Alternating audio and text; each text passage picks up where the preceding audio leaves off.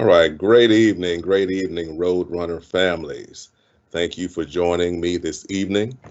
This evening, the plan is to discuss our reentry, our comprehensive reentry plan for our students that have selected to return to the building.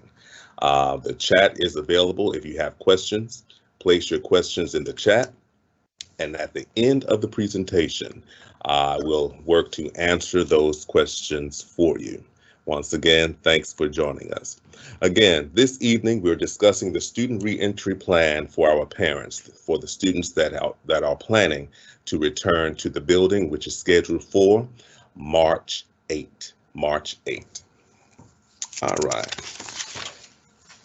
All right, this is a demographic background of our Ridgeway IB Middle administration team. Consists of one principal, and I am he, Dr. Jack, principal of Ridgeway IB Middle School, two assistant principals. We have two instructional facilitators, one IB optional schools coordinator. Our student enrollment is 742 students, and we have a staff demographic of 43 teachers and staff, faculty and staff, total 43.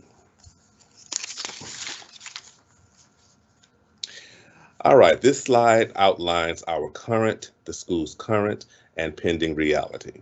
All right, student population 742. Faculty and staff in person will be 42, and of course virtual 42 as well, because our teachers will be teaching parallel, virtual and in person simultaneously. And I will discuss that process later on during the presentation. Student population currently, we have 139 students that have confirmed to return to school, 562 students that have confirmed to remain virtual, and 41 students that have not confirmed. Now that number is critical.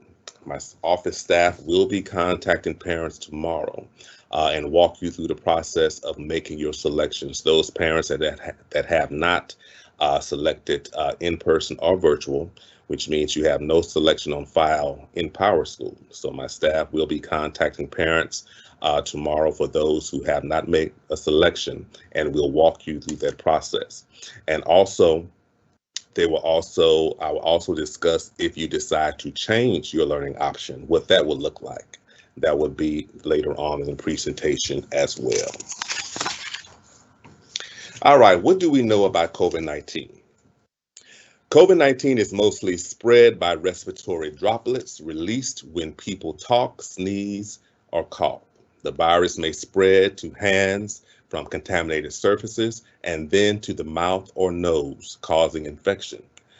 That's why personal prevention practice such as hand washing and staying at home when sick and environmental cleaning and disinfection are important practices. In a scenario in which many people gather together poses a risk for COVID-19 transmission.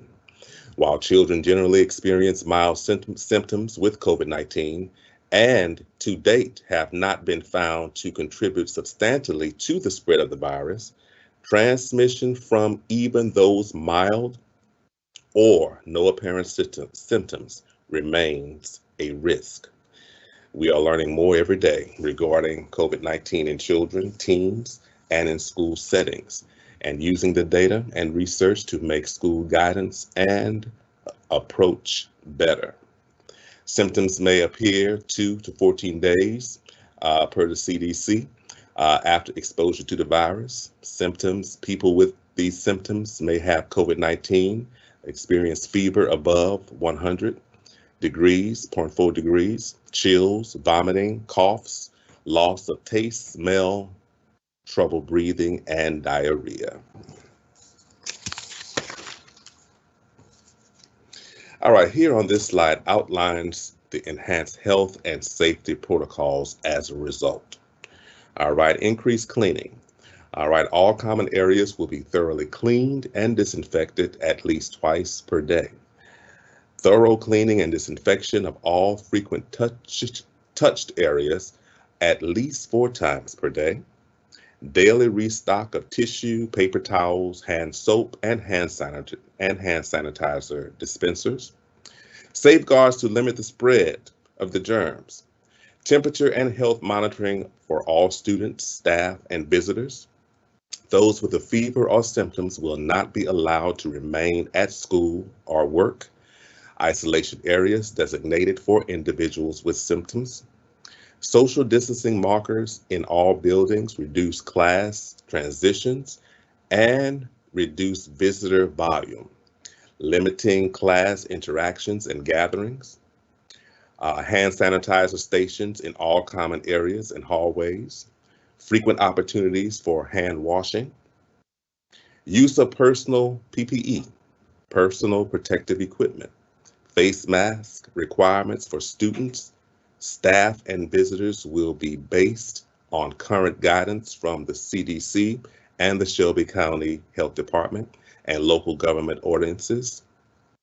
All buildings will be equipped with emergency PPE. Health and safety signage in all buildings.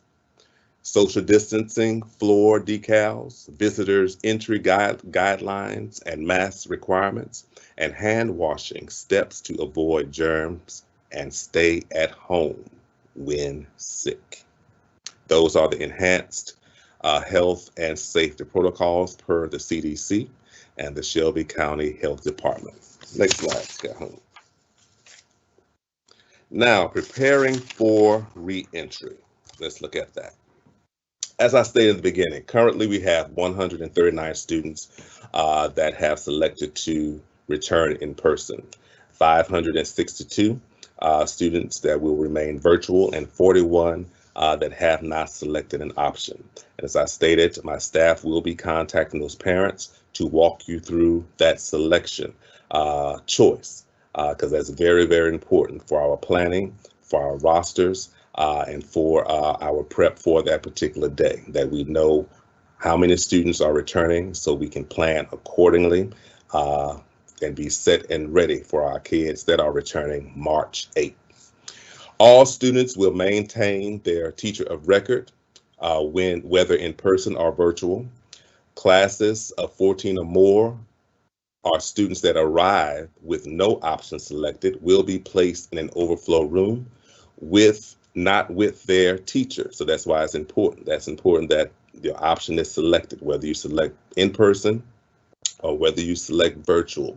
That's very, very important that is selected. So those that have not been selected thus far, my staff will be contacting the parents to walk you through that selection process.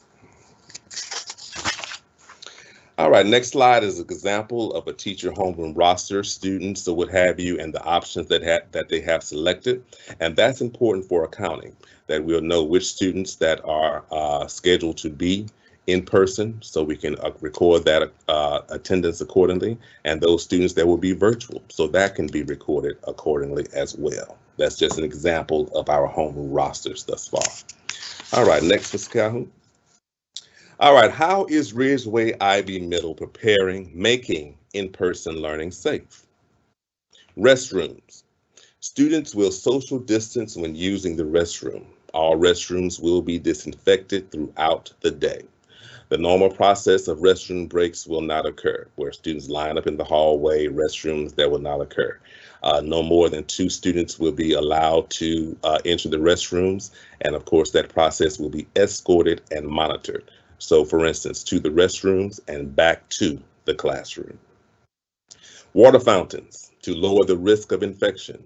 Our water fountains will be closed. Water fountains will not be accessible per the CDC guidelines. Students are encouraged to bring water bottles. So it's important for students that need water to ensure that they bring water bottles with them, because our water fountains will not be in use during this pandemic. Hallways. Social distance circles will be placed, they are placed on the floor in commonly used areas, outside of restrooms, and in arrival and dismissal areas to help designate safe distances to stand and remain apart for other scholars. And that's important.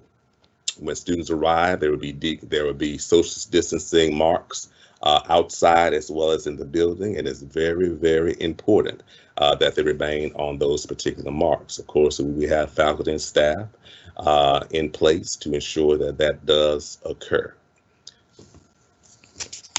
Next slide. All right, how is Ridgeway IB Middle making in-person learning safe?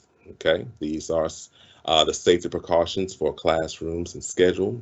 Classroom setup, these are some examples of how our classrooms are set up now. As a result, we are following the CDC guidelines and ensuring all desks are 6 feet apart or more.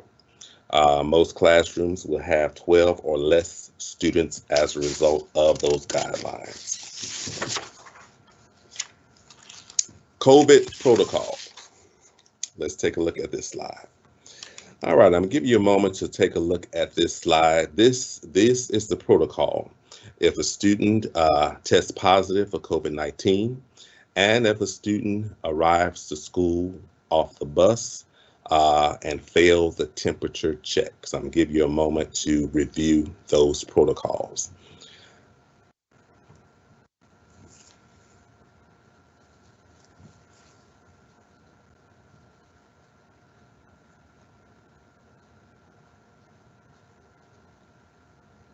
And the key factor, if the student is sick or experiencing symptoms, ensure that they remain at home and learn, attend class virtually. All right, next slide, Ms. Calhoun. Let's review this slide. This slide is the notification process. If parent will notify the school if the student tested positive for COVID-19, and these are the notification protocols as a result. When the SCS tracing system leans in, and how that contact process would look as a result. So give you a moment to take a look at that.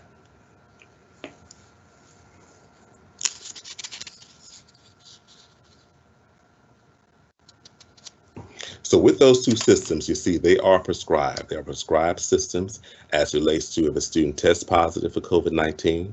They are prescribed systems if a student fails the temperature check, and they are prescribed systems when the parent contacts the school and informing us that the student tests positive for COVID-19. All right. Safety systems and protocols. Let's look at those. All right, hand sanitizer stations. Hand sanitizer stations are required to aid in hand hygiene and prevent the spread of germs. Hand sanitizer stations have been installed in all common areas and hallways, including close proximity to restrooms. Hand hygiene is essential for all occupants in the school buildings, and hand washing is encouraged as the preferred method, but hand sanitizer is available when hand washing is not convenient. In addition to sanitizer stations, all school buildings have been supplied with hand sanitizer bottles and disinfectant wipes for teachers to use in classrooms. Each teacher shall place a desk or table for hand sanitizer outside of their classrooms, where we will have those stations positioned in the hallways, temperature monitors, as well as hand sanitizer stands all in one. Next slide. PPE usage. All right, all students and staff entering buildings are required to wear PPE. That includes face masks, be it disposable or cloth. Students that are bus riders will be required to wear a face mask for entry on the bus, the school bus. Bus drivers will be supplied with safety stock of disposable masks, face masks, to provide to students without masks. Face shields are suggested per the CDC for teaching phonics. Next slide. Social distancing. Social distancing will be the practice by all students that are entering the building as well as our staff. School bus seating will be set up for bus riders to practice social distancing while seated on the buses. School building schedules, activities Instruction methods and locations will be adapted to support social distancing. And that's the building schedules will be adjusted to reduce student interactions. That's key, and I'm going to discuss more about that later on in the presentation. Instruction locations have been adapted to support social distancing and manage occupancy. You saw pictures of what our classrooms currently look like as a result of that. And school campuses have been marked indoors and outdoors to promote social distancing during pedestrian movement. That is key. Students will be monitored. Those that enter the building will be monitored as relates to remaining on those marks. And when they're arriving on campus, remaining on those marks as well. And that is a non-negotiable. All right, next slide. Building safeguards. Safety signage and posted messages have been installed throughout our school. Campus providing directions and safety instructions upon entering buildings. Those are pics of examples of our current signage in the building. Barriers and partitions have been implemented on school campuses. Barriers, sneeze guards, when available, installed in front, well, they are installed in front office areas. Barrier sneeze guards, when available, installed in the school cafeteria. Student desk barriers set up in classrooms and learning environments to aid in separation. There were pics of that in the previous slides. And water fountains are disabled. Water fountains will not be used and are disabled to prevent communal usage. All right, device charging stations. To address device charging needs in the learning environment, charging capacity has been fortified in 3 ways, okay? Electrical circuits have been identified in all learning spaces to use for charge devices. All plug adapters have been added to electrical outlets. Circuit protecting power strips have been added to learning spaces. With the above items in place, device charging stations have been established in all schools to use during the school day. All right, arrival. This is key.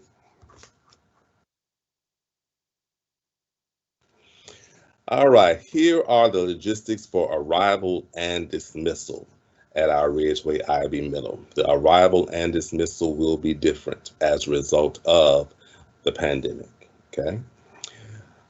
We have to the upper left-hand corner, 6th grade arrival dismissal wing will be the south wing. For our new parents, that's on the south side of the building. Now, of course, there will be signage outside with staff. Those students that are car riders, when students are being released from the cars, there will be staff out there to take temperature, and I'm going to discuss more about that, and where 6th graders will be dropped off, where our 7th graders will be dropped off that are car riders, and where our 8th graders will be dropped off. Now, the 6th graders' arrival and dismissal will be the south wing. They will enter through those doors. That's a picture of it. And it's the same, it looks the same on the north side for 7th graders as well. That's their hallway. They will enter through that door.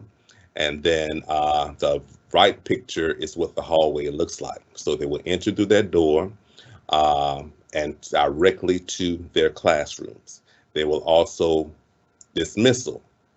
They will dismiss from those doors as well, and I'm going to discuss the dismissal times as well as the arrival times on the next slide.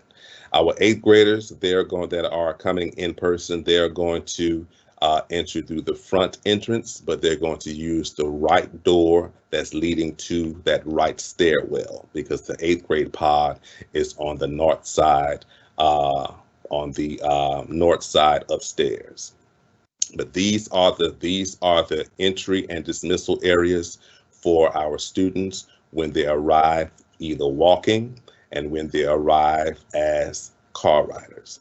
They will enter and exit through those hallways. And I'm going to discuss more about that through the slide, because there won't be any movement throughout the building as it was regular pre-COVID. All right, so these are the areas that they will enter and exit. All right, next slide. What are the procedures for arrival? Arrival begins at 7:55, okay, 7:55 a.m. That's for our car riders. Buses will be arriving, as well as our walkers, to ensure that you arrive on campus at 7:55 a.m. All right, the car riders will be dropped off in the car rider lane. As I stated, there will be signs for our 7th grade drop-off, 6th grade drop-off, and 8th grade drop-off, okay? Now, cars will stop where there is staff member. Everyone in car should have a face mask, okay? All right, scholars will open the door when possible on that particular side and exit the vehicle. Now, the staff will check the student's temperature. The staff will check the student's temperature when they exit the car, okay? And before the parent leaves. That's important, okay? Temperatures will be checked before they enter the building, okay?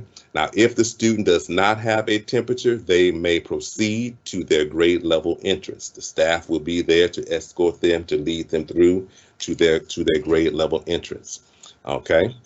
Students will sanitize their hands prior to entering class. Now, if the student fails the temperature check, okay, if they're a car rider and they fail this temperature check, they won't be allowed to remain at school.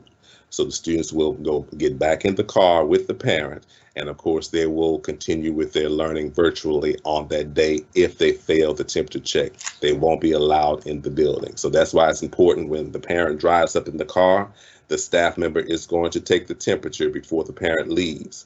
If they pass the temperature check, they come on in. If they don't, they cannot remain on campus as a result. So they will be asked to get back in the car with the parent. Bus riders. The bus riders will be dropped off in the bus rider lane. Bus riders will remain on the bus until all designated staff members arrive to the bus. Okay, we have two to three staff members that will be handling the bus rider lanes, as well as the temperature checks. The scholars will exit the bus one at a time. Staff will check the students' temperatures. If the scholar does not have a temperature, they may proceed to their grade level entrance.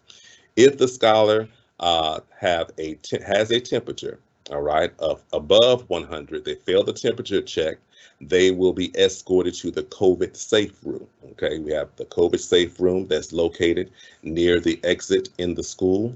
If the student fails the temperature check, they will be escorted there, because if they're on the bus, we cannot put them back on the bus, and we cannot send them home unsupervised.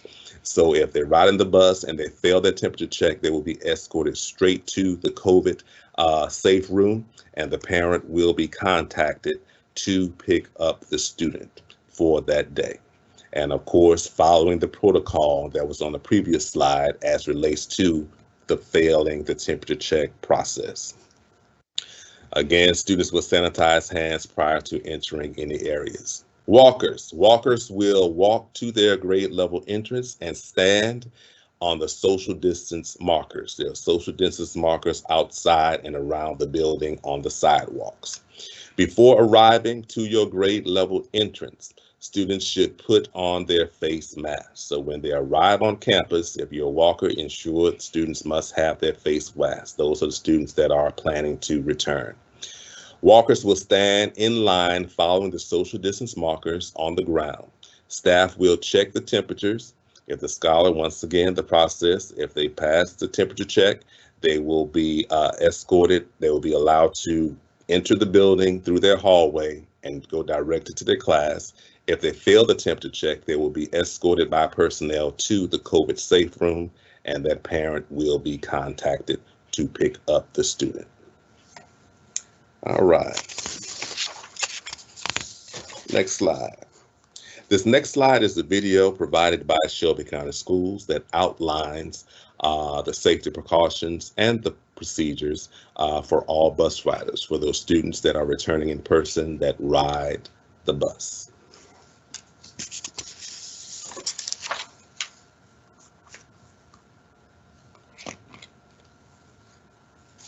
Student groups changing for the 2020-2021 school year due to the global pandemic.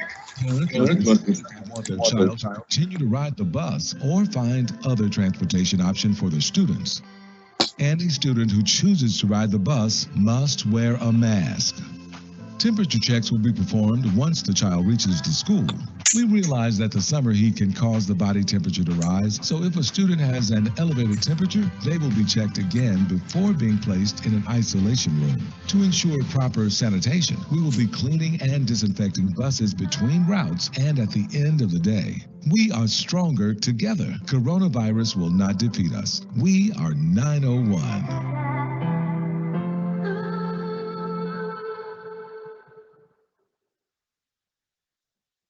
All right, thank you, Mr. Calhoun. Next slide. Next slide is our COVID screening team and the areas that they will be placed as a result for students entering the building. Sixth grade entrance, we will have Coach Winfrey, I.F. McLeod. Seventh grade entrance, Coordinator Carter, AP Salisbury. Eighth grade entrance, AP Rags Washington and PLC Coach Armstrong. Our buses will be Coach Ellis, Coach Johnson, and Ms. Gibbs. Students found to have an elevated temperature upon first reading will undergo a second reading, which means they will do not only if they fail the first one, they would do a second one to ensure that that is a clear reading. And if they fail both, of course, they will be escorted to the COVID safe room and the parent contacts will be made and the protocols as it relates to the student failing the temperature check will be followed according to the guideline. All right, breakfast. All right, we will continue our breakfast in the classroom program. Our new parents, Ridgeway IB Middle, we have breakfast in the classroom each and every day. So we will continue that program. The cutoff for breakfast, it will be 8:15 because homeroom begins at 8:15. And it ends at 8:25. So ensure that's another thing. Ensure those that are arriving on time, ensure that you are here on time to ensure that you are ready for class when class begins. Breakfast will be placed on carts and students to grab and then proceed to their classroom area. Staff will be in the hallways and classroom doors to ensure students maintain social distancing and report daily class and report to their class. Next slide, Ms. Calhoun. Lunch. Lunch will be served in the cafeteria. Students will transition by grade level pod.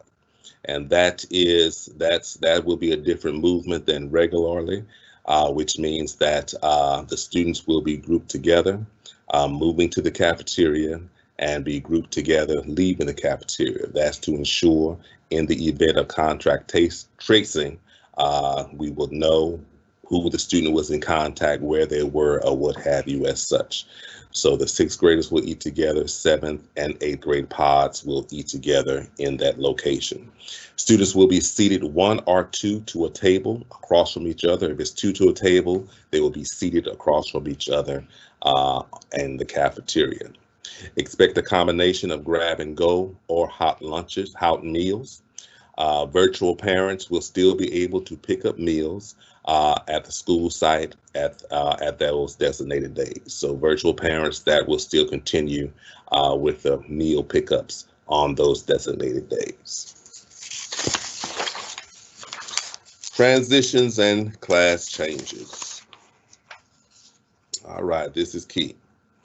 Students will enter the building through their grade level pods, areas and pods and hallways as explained for the arrival and dismissal process.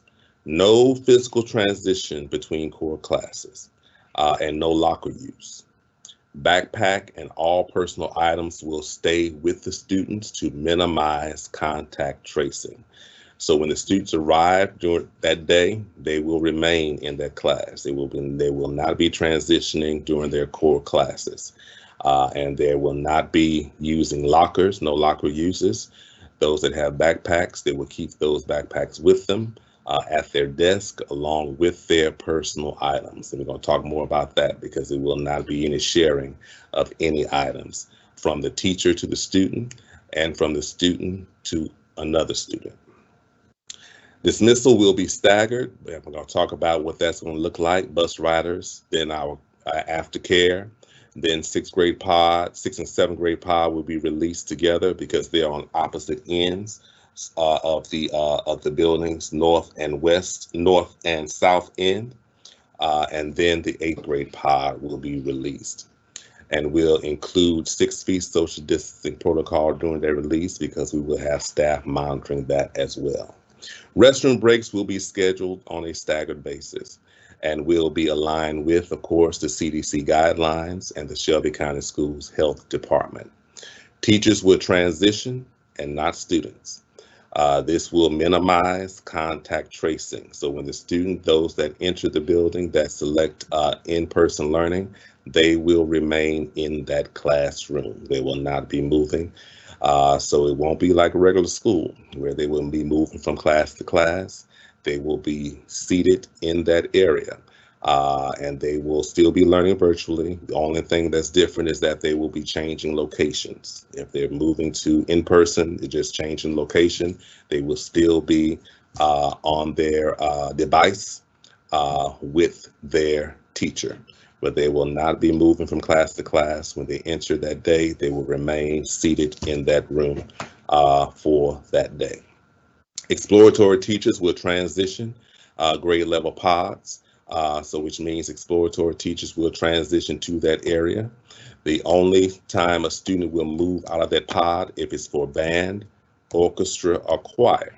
And then that particular teacher will come to that particular pod and escort that particular group to their room.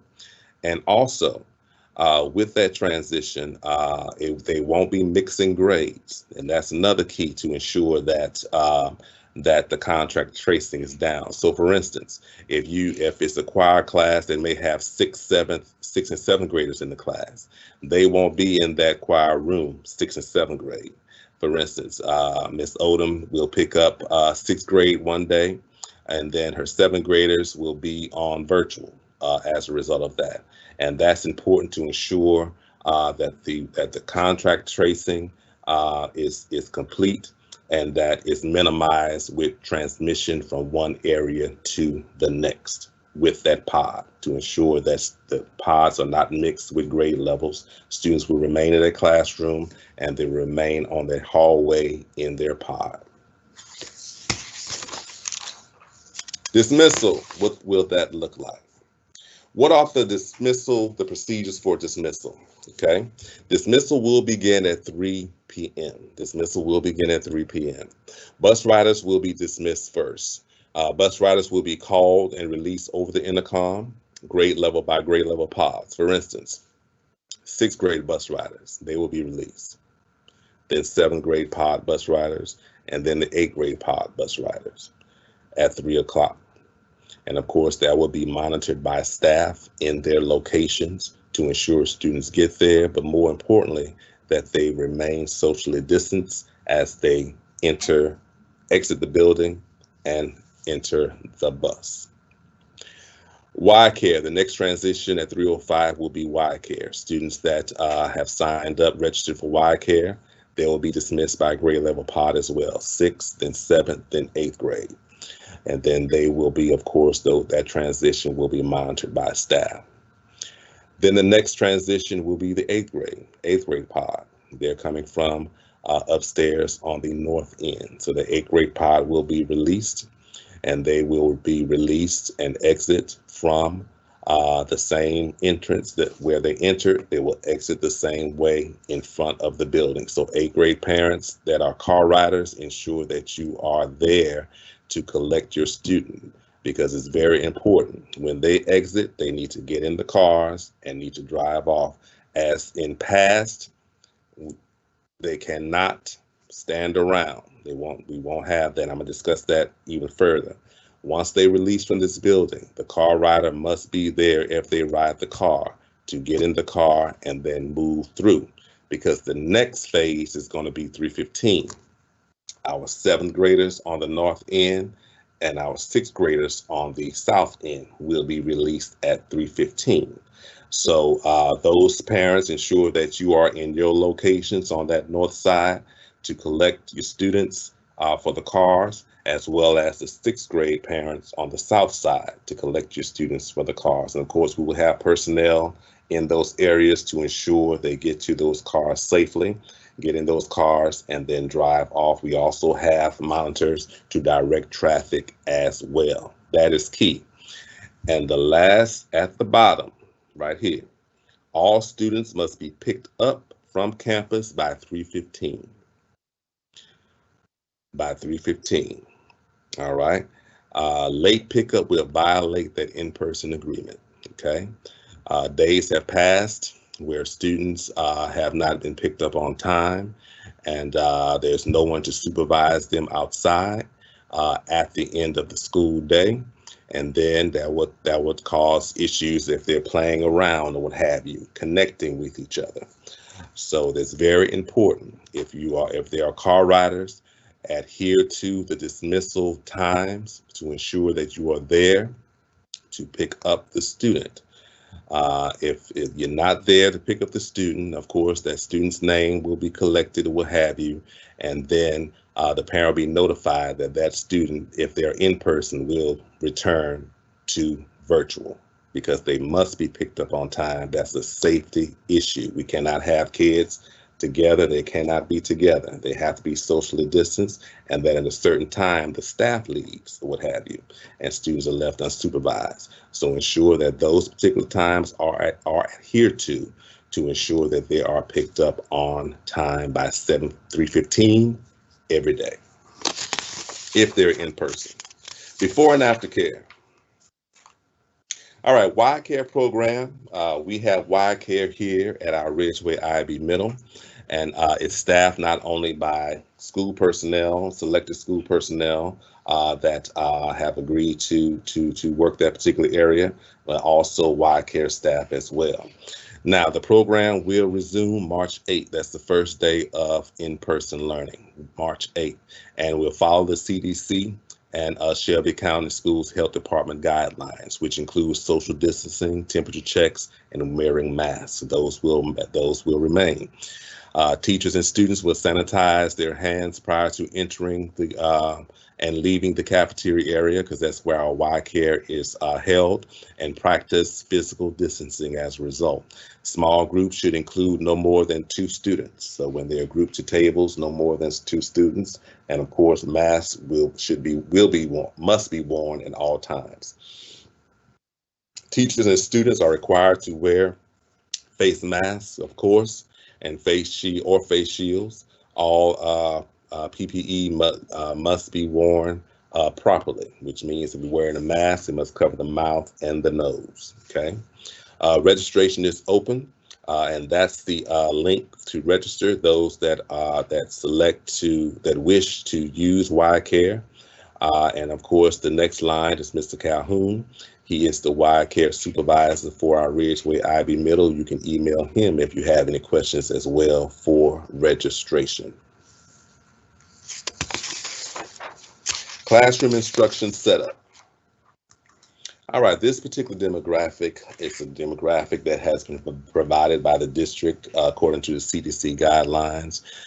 Provided a picture of what it currently looks like in our classrooms, because the desks must be socially distanced and it must have a shield guard protector on each desk as a result. If they're at tables, of course, because some of our classrooms do have tables because we are an IB school and that is a part of our framework. But as a result of the pandemic, they won't have that collaborative communal process when they're in the building anymore. They will be behind that shield guard on their desk at their tables. They will be at 2 opposite ends of the table. And if they're in their desk, of course, they will be socially distanced apart in the classrooms at their desks. Next slide. All right, social distancing considerations. All right, that's just going more in detail to what I discussed. That bottom right-hand corner, again, is the picture of what one of our classrooms looks like as a result. All right, next slide, Ms. Calhoun. Materials. Coming back to this. It is recommended that materials not be shared. So which means students that come to school with their materials in the backpack, there will be their materials. They will not be sharing their materials, and teachers will not share materials as well. So if a student doesn't have a piece of material, what have you, the teacher will not be furnishing that, because that can be a form of tracing a germ. Specifically, all materials, papers, book bag, pencils, markers, work packets, laptops should be for each individual student. So those particular materials will not be shared between the student to student and between teacher to student. All right, instruction. All right, what that will look like. Instruction will occur parallel to distant and in-person learning with social distancing, which means the students that have selected in-person, they still will be on their devices, and the teacher will be teaching from the device parallel to students that are virtual. So our teachers will be doing some awesome work as a result. They will have students not only with them in front of them in the classroom on their devices, but the students that are virtual, they will be teaching them simultaneously as a result. So that's how that particular learning will occur. It will be parallel. Teachers will be teaching students that's in front of them. The students will still be on their devices as a result. And I'm going to talk more about what that's going to look like with them coming to school with the devices that they have currently now. And they will be teaching simultaneously in person as well as the students that are virtual that they're assigned to their classes. Teachers will continue to use the Teams platform. Okay. The Teams platform will be used. As stated, those that are coming in school, it's a change of location, but students change of locations. Students will still be using their devices, and they still will be working, submitting their work, using that process on the virtual platform. Any tech issues, the next line is for my teachers when I share that with them. Fourth bullet, quarantine and sick students will receive distance learning instruction. Again, if a student is ill, of course, they will remain home or not come to school if they're ill, and they will log in virtually for class. Teachers will have a seating chart in all class locations for contact tracing purposes. Okay, the students that are in person, the student will come to each day, that student will have that same desk. And the same desk will be a seating chart. That's for tracing purposes, because if a student contracts COVID or what have you, the tracing team, the CDC tracing team will know what area that student was in, and more importantly, who that student was around.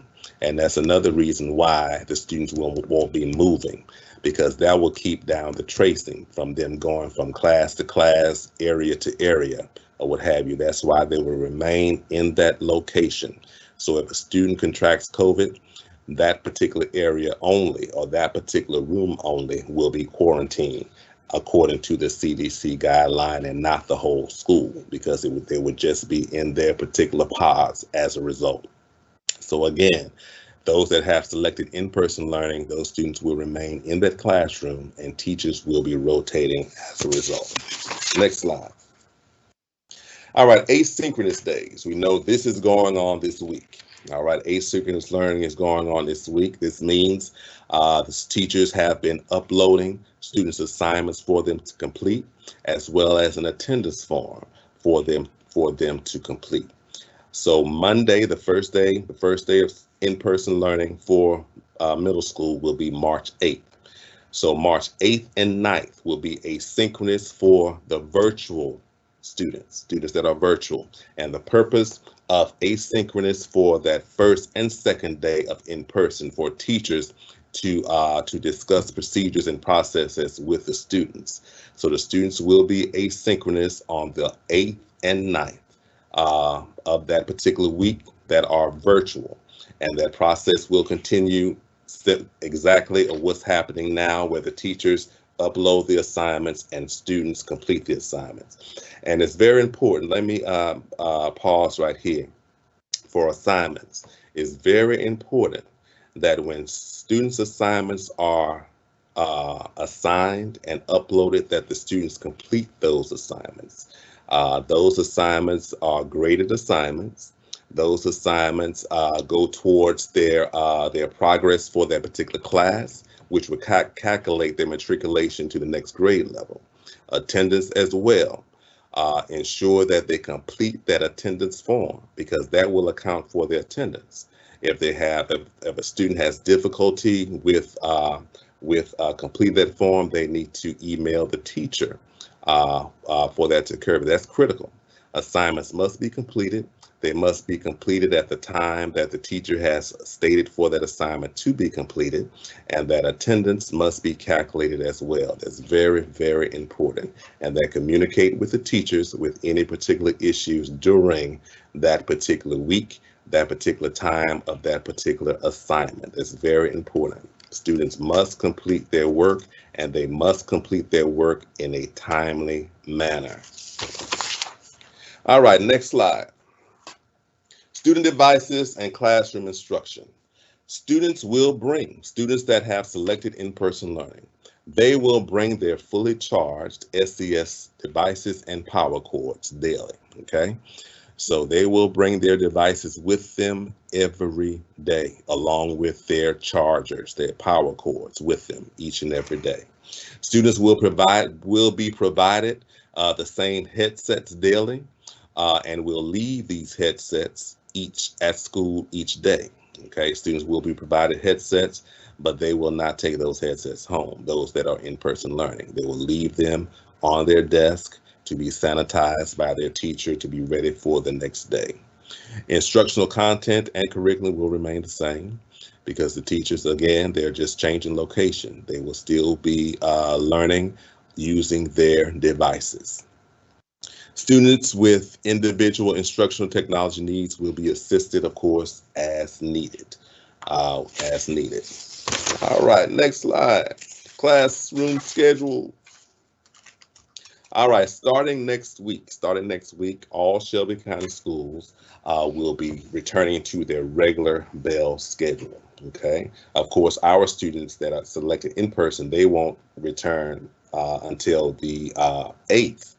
But elementary starts Monday.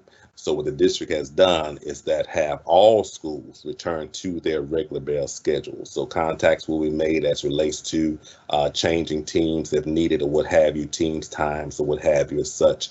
It won't be as much a process for us, because this current virtual schedule is actually close to our real-time schedule, regular schedule as a result. But those communications will be coming out or what have you with those particular invites for the students. So ensure that the students accept those invites when those changes occur. In-person learning, breakfast, of course, will begin at 8 a.m. Arrival time is 7:55. They enter the building, get their breakfast, and virtual instruction homeroom will begin at 8:15. Okay, dismissal will begin, as I stated, that particular staggered dismissal process will begin at 3 o'clock. So it's very important. Car riding parents are out there on time at their locations, 7th, 6th grade, 8th grade, to ensure they enter those vehicles and you all drive off safely at the end of each day. By 3:15, all students should be picked up off campus, or it will violate that in-person agreement, and that student will have to return to virtual instruction. Students will not be required to wear uniforms during virtual learning. All right, so if you virtual, no uniforms, but in person will be required to follow the SCS board policy of uniforms. Uniforms are required if you're coming in person. And of course, uniform tops, shirts with collars, white, navy blue, or orange, or Ridgeway IB middle tops. And of course, purchases will be scheduled during the school day when students can purchase their Ridgeway gear. But uniforms are required if you are coming in person. And of course, the same uniform process, the same uniform guideline will occur. Bottoms, tan, navy blue, or black. So again, students that are coming in choosing in person, they will be required to wear uniforms, and that policy will be enforced as usual. All right, next slide is a copy of our bell schedule. Our bell schedule, regular bell schedule, this is a schedule that we will revert back to beginning Monday. Because Monday we're coming off of asynchronous. Teachers will be instructing students as usual virtually beginning back on Monday.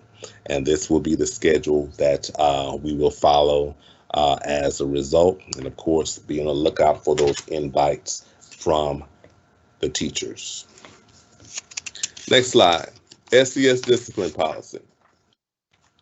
All right, the Shelby County Schools Student Code of Conduct will continue to be followed for in-person as well as virtual learners. So that policy won't change. Those guidelines will remain as a result for in-person and virtual as well. All right, next few slides, athletics. Let's talk about that.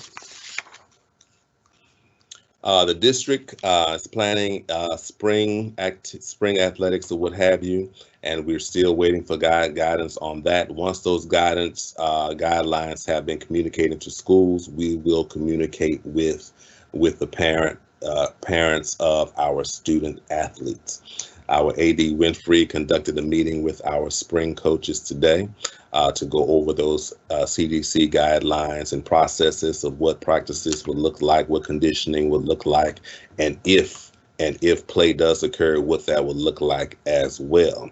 But of course, those moves will not occur until guidance is received from the district. But of course, we got to go ahead to make preparations in the event that does begin. We will be set and ready, and those communications will be sent out to our parents of our student spring athletes. All right, in-person learning resumes, of course. It's March 1 here, but that is for our elementary, middle, and high will resume on the 8th. But next week, we revert back to our regular schedule. Now, these next slides will detail if parents decide to change their learning option.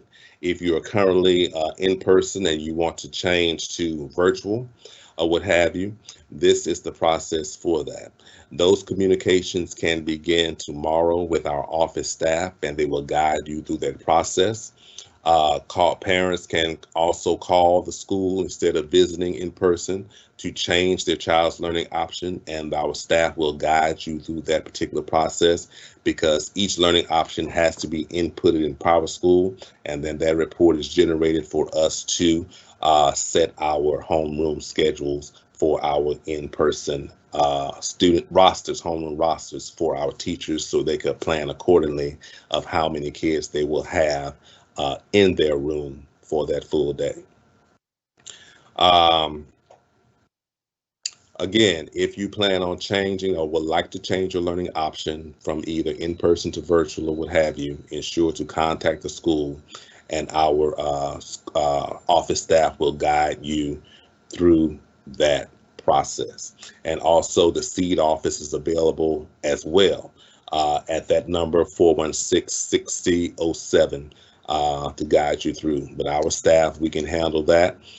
We know our parents as well as our new parents. We can guide you through the process if you wish to change your learning options. And again, tomorrow, those that have not selected a learning option, our staff will be contacting you for you to select one, either one for in-person or two for virtual. That is key, that we know what those learning options are for our students so we can plan accordingly. All right, with that selection, if you're doing it over phone or coming by the school or what have you, these are the processes that you must have. Verify that you're the legal guardian of that parent, and our verification, of course, will be your ID, and it must match in PowerSchool. Excuse me. may ask for date of birth of the child or what have you. Well, we have those verification processes in place to determine that the parent that is visiting is the parent of the child, or if we are asking questions, if it's over the phone, to ensure that that person is the parent of the child before any changes are made.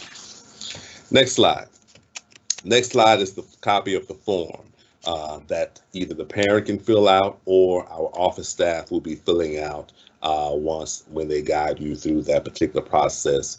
If you have not decided and are deciding, or if you wish to change your learning option as well, that can be done using this form and contacting the school for that to occur. Next slide. Now, of course, everyone, this is a live event. You're watching live. If you have any questions, as stated in the beginning, place those in the chat. Mr. Calhoun, we're going to go to those now to see if we have any questions, and I'm going to start answering those questions. And also, the questions will be recorded, will be downloaded. If I do not have the answer, of course, I will seek the person that has the answer, and of course, upload those particular responses for everyone in Dojo. All right, so we have about 8 questions. So here's our first one. If a student fails the temperature check after riding the bus, will all students that were on the bus be quarantined and parents called for pickup to prevent others in class from possibly getting sick? That is correct. That is correct. If one person, because they were in that isolated area, if one person fails the temperature check, we have to quarantine that entire bus and make those contacts to the parents and follow that particular guideline. All right, our next question. You stated there are 139 students that will be returning to in-school instruction. Can you provide the breakdown by grade? Yes, I do have the breakdown by grade. We have 42 6th graders currently, 52 7th graders currently, and 45 8th graders currently that have selected in person, and 41 undecided. That's going to be the deciding factor, because that will knock off that particular plans that we have. That's why my staff will be making calls to determine for those 41 students to make those selections, whether in person or virtual. Because undecided, we have eight 6th graders that are undecided, 11 7th graders that have not selected, and 22 8th graders that have not selected. What are the before and after care procedures for entry? Before and after care procedures, we will continue those particular procedures. Before care begins at 6 o'clock, and it ends at 6 o'clock a.m. begins and ends at 6 o'clock p.m. The procedures will be the staff, before the student leaves the car, that's those same procedures, that they will take the temperatures of the student. If the student passes the temperature check, they will be allowed to enter the before and after care area in the cafeteria. If they fail the temperature check, they will be asked for the parent to bring the student back home and log in virtually. All right, this next question, I think the parent probably came in a little bit later on, but it says, what time will students be starting school? Students' arrival time will begin at 7:55. If you're a car rider, ensure that you're arriving on campus by 7:55. All right, this is another. I signed up before and after care through the YMCA. Where is the arrival? And you already spoke about the time. So where should they arrive and be picked up at also? Right. Arrival location for our before and after care will be on the south end of the building, the car lane that leads up to the cafeteria. And we will have signage there as well for our new parents. It's right on the side, the north side, south side of the building leading up to the cafeteria. And it's a door that exit door to and from the cafeteria that leads from the outside and into the inside, and personnel will be there to guide our parents as a result. All right. Will all teachers be present? Yes.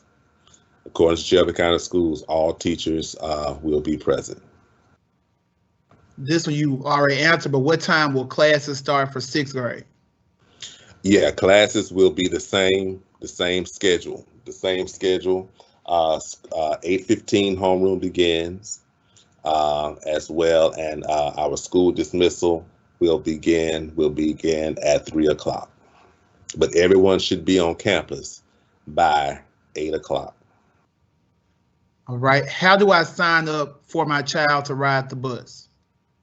Contact the school, and our secretary will ask for your address to determine if you are eligible for a bus card, because all students must have a bus card. And then that process will be communicated with parents that have selected in-person. Our school staff will determine those in-person students that are bus riders, and they will be communicating with those parents concerning their bus cards. Are RMS shirts available for purchase? Yes. And you can contact the school and contact Ms. Miller for that logistic. This parent did not finish the question, but it says, will they have an option to change from? So I know they're saying changing from virtual to in-person, or changing from in-person back to virtual. Yes. That's that. If you wish, go up to those slides. Okay.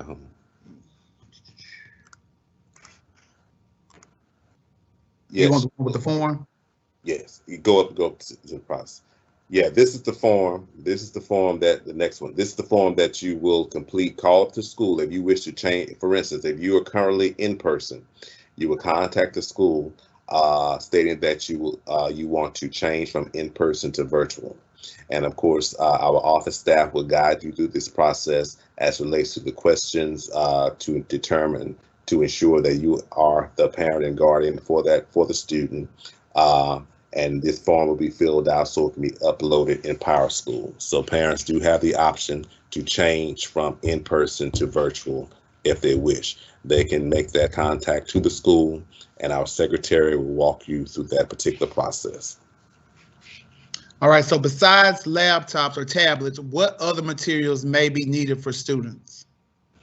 Their devices, because with other materials as it relates to paper, because that has been according to CDC as contract tracing, they will only need their devices, because the only change is that the students are changing location. They're changing location. They will still upload their assignments virtually.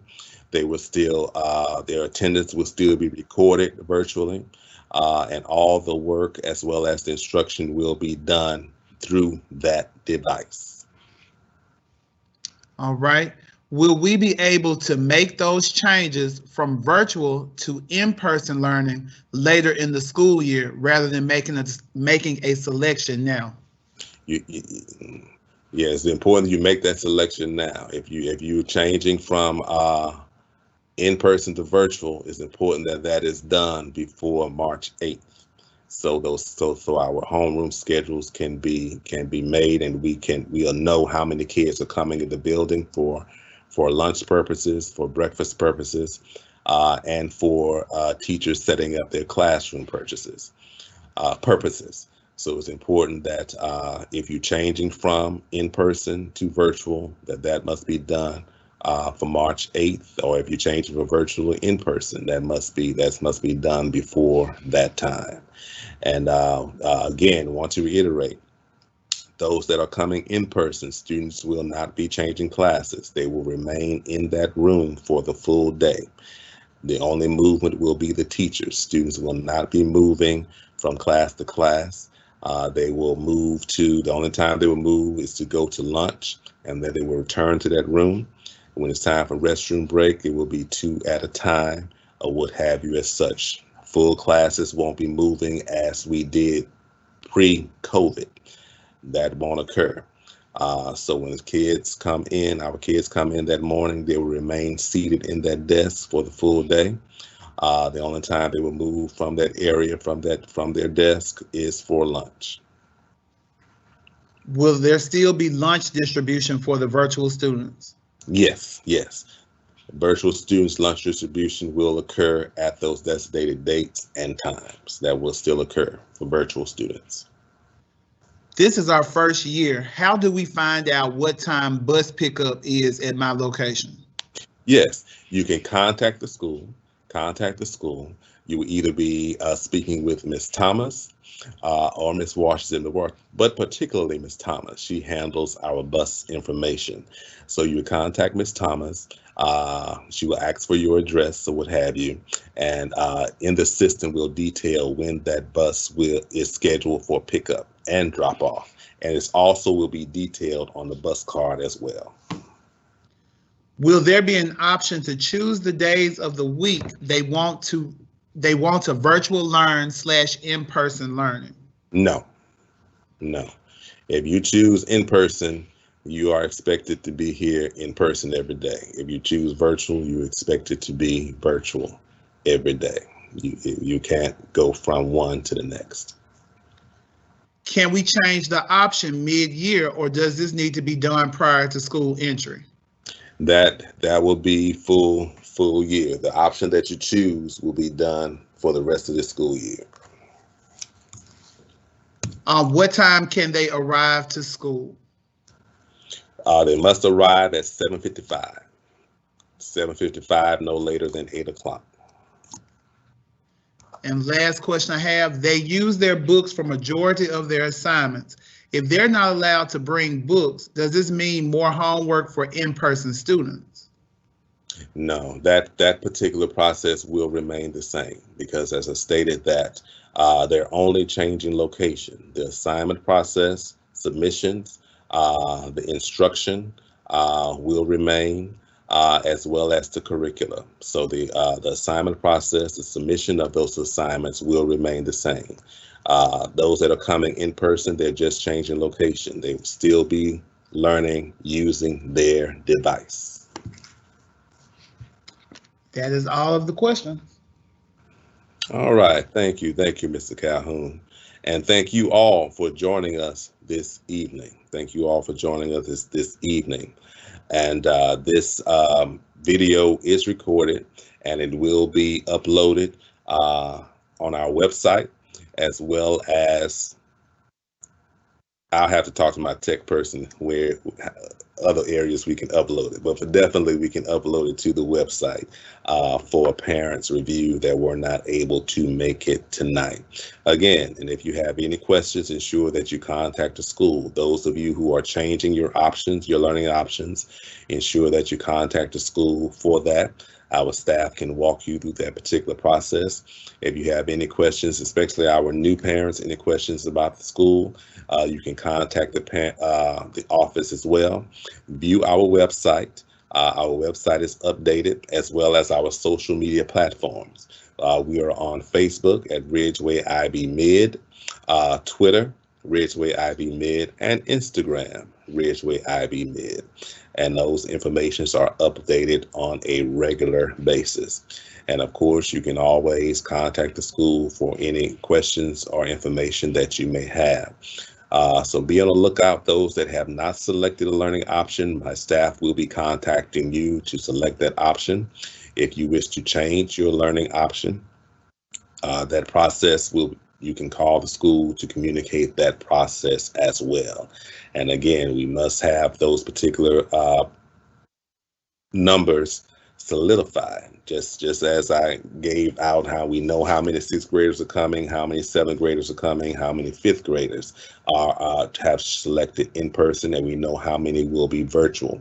That's important for accountability, that we know who we have in the building, the resources that we need for the students that are in the building, who will be accounted for by attendance in the building, and who will be accounted for attendance that are virtual. And again, thank you for coming. Thank you for joining in to our live event. We appreciate you. We're looking forward to seeing the in-person. Of course, virtual learning will continue as a result. Tomorrow is asynchronous, so ensure students are completing those assignments. Ensure students are completing those attendance forms for each class period. That is very, very important that does occur. And of course, Monday, we will start back full instruction with your teachers on the virtual platform. And then March 8th, students that have selected in-person will be arriving. And then March 8th and 9th, those have selected virtual will be on asynchronous while teachers are going through processes and procedures for our in-person learning. Also, if you're not on Dojo, ensure that you contact the teacher, your child's teacher, so you can be a part of Dojo. Class Dojo is our main communication form. If you don't have Facebook, you don't have Instagram or Twitter, Dojo is where we communicate with our parents. Teachers communicate with parents through Dojo. School administrators communicate with parents through Dojo. That's how we keep all of our parents up to date. So if you're not connected to Dojo or any of our social media platforms, ensure that you do so. We believe in communicating with our parents. We believe in communicating, period, because it's very important that all are informed. So they are informed to not only make informed decisions, but they are informed to ensure that the processes are being done for our scholars, your child, our scholars, our Ridgeway IB Middle Road Runners. Again, thank you for joining us this evening. The meeting will be uploaded on our school website. And ensure to contact the school if you have any questions or need support with guiding you through selecting your process. And those that have not selected, be on the lookout for those calls from our office staff on tomorrow. Again, thank you for joining and enjoy the rest of your evening. Thank you.